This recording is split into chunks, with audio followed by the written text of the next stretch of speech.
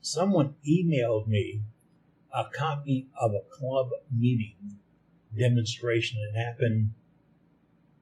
They said it happened last week. I'm looking at my calendar. Yeah, it happened a week ago. A guy was going to do a video, and he's not a novice turner or whatever, but he was going to show some bed maintenance. Now, you know what bed maintenance is. I mean, if you've seen Cade Bolger's shop and see bed maintenance, and you can see yourself in on that. His is clean, taken care of, no glue, no paint, no stains, no rust, and all that. And then I've seen it on some of you folks that have done demos. I've seen the same thing. I've seen a bed of a lathe that's clean, taken care of, serviced, and looks good. But it's more important than just looking good. I mean, a diamond can shine, but it can be irregular.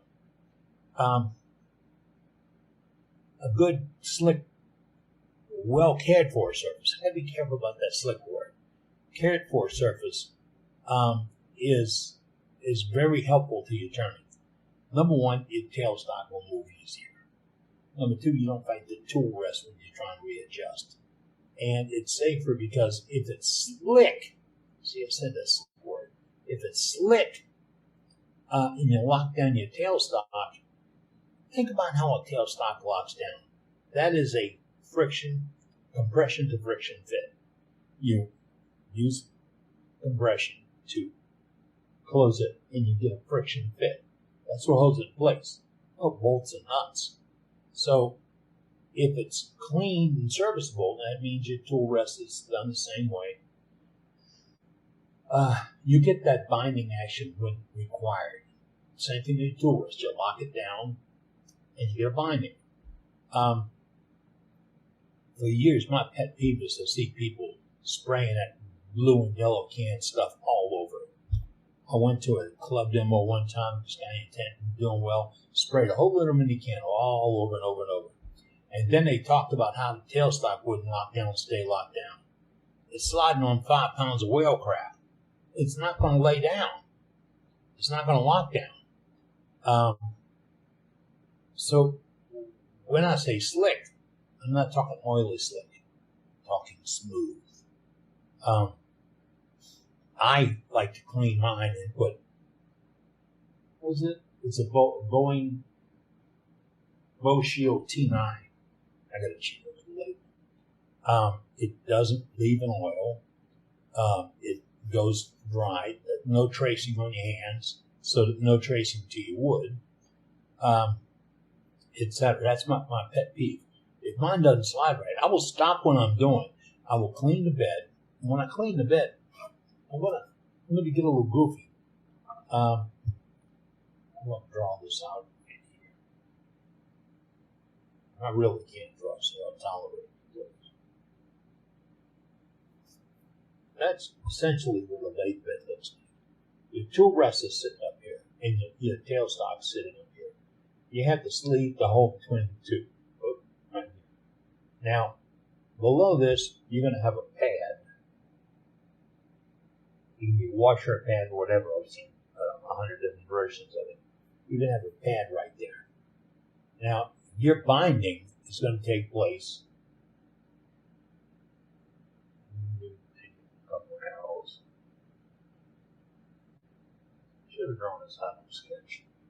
Your binding is going to take place here, here, here, and here. That's right. Not just by it's riding on top. It's got to bind on the bottom. And guess what gets overlooked when you clean the lathe bed? A little spot right there. See that little spot? Now, think about the physics of this. I'm going to have a drop of oil or paint or thinner or anything else, acetone removing something, and it's going to be right here above the lathe. It's going to drop on the lathe bed. Where does it go? It doesn't go in a can on the corner. It goes right down the side of that, and it drips right on here and goes right on the bottom of that way.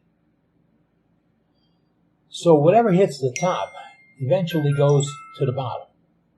And when it goes under there, if your tool rest is too hard to move, it's got the same kind of angle on it. It's going to be hanging up. Same thing with on the bottom of the tool rest. If you drip something on the top, where does it go? To the bottom. So getting that off is more important than any oil, anything you put on it. Getting that clean is going to really help out your turning. Couple of ways. And I'm not a master on this, okay? But I've been turning long enough to understand what you need to see and what you have to appreciate. If you have a problem with your tool rest moving, or locking down or sliding back and forth, you want to fix the problem. Number one, pull the tool rest off the lathe. Pull it completely off the lathe. Turn it over and clean the sleeping bed, the piece that's binding on rides on the rails. Clean that off. And then look at the carrier, the lock washer or spacer, and see if that's got gunk on it. Clean that off. Now, I said clean it off. Don't lube it up. That's not a good idea. Lubrication attracts dust. Dust attracts crap. Crap is grime. It keeps building up, never stops. So you clean it off. Unlike an old-fashioned Red Devil scraper. If you're my age, you understand what that is. And you just scrape it off. Then you take some steel wool and knock down any residuals. You don't necessarily have to sand it. Between the steel wool, 4/0 really good, and the scraper, you'll get it fairly white metal clean. Same thing on your tool rest. Scrape off what's hanging over the edge of the tool rest, clean off that keeper, but then, really sneaky, look at the bar. Because under a tool rest, there's a bar that it goes in and out on. Remember that? Yeah. And if that's cruddy, and boy, it's a magnet. If it's cruddy and it won't move, you're going to get that. You're going to have to fight it. And when you're trying to get a little minuscule adjustment of your tool rest, you don't have to get out that 3-pound hammer to hit on it. You can just, if it's clean, it's slide. So, all right, we've cleaned the tool rest and we've cleaned the tailstock. What do we do to the bed of the lathe? Well, let's clean the top of the lathe with the same black Red Devil scraper, clean it down, and then buff it off with steel wool. The only time I like to bring steel wool to my lathe is right there. I'm a nut about it. But I'd clean it down with the steel wool. Then I'd reach underneath and clean out that trough, those two bottoms of the ways. And you can use a wood chisel. You can't do much with it after that. Use a wood chisel to clean it out. Use a piece of steel wool to clean it out, and everything else. You want it to get what is called white metal clean. You want nothing down there but metal. And I'm sticking with that nothing. No spray oil, no lubricants, nothing else. This is going to be a metal-to-metal transition, and if you keep it clean, it'll stay clean. Now, I got onto this track a minute ago because I said I watched a video from a club demonstration. This guy came out and said, I'm going to maintain this lathe bed that needs a little touching up. He took a mill bastard file and went across the ways with a mill bastard file to take off residue or whatever. All right? I know you're cringing about that. How in the hell do you control the front and back dip on that or side-to-side dip on a mill bastard file? It better be big and you get like a 6-inch wide. That didn't happen. And then, this is great, then he sanded it down with sandpaper. Right? And then he coated it with motor oil. Think about the things that he just did.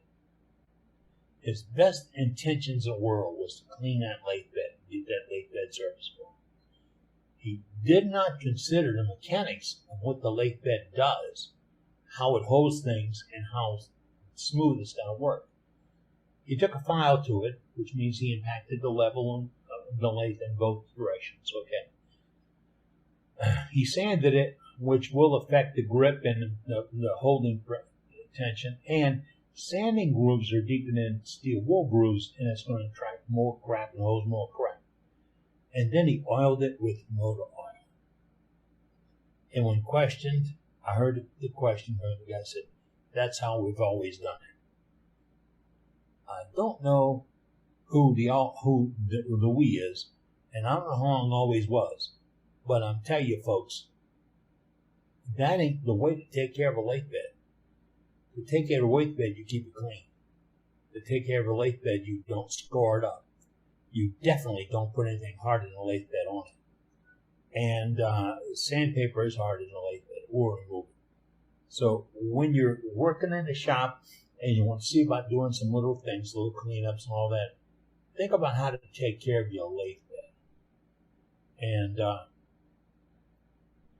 it's a simple step, but boy, you're going to really like it. Because I would go to AAW and club meetings all over the country, and I'd see a guy come out, and it's going to be great.